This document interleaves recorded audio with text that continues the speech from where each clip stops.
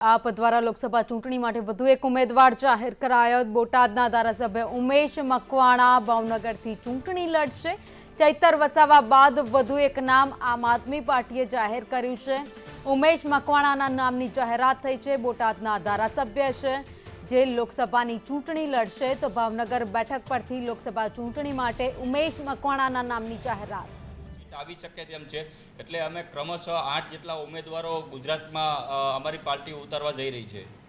અચ્છા, ગઠબંધન સાથે ગઠબંધન કોંગ્રેસ સાથે ગઠબંધન કરીને 8 ઉમેદવાર કે પછી ગઠબંધન થાય કે ન થાય આમ આદમી પાર્ટીના 8 ઉમેદવાર રહેશે? ને અમે ઇન્ડિયા ગઠબંધનનો જે ધર્મ છે એનું પાલન કરી અને અમારી આમ આદમી પાર્ટી 8 ઉમેદવારો ઉતારશે।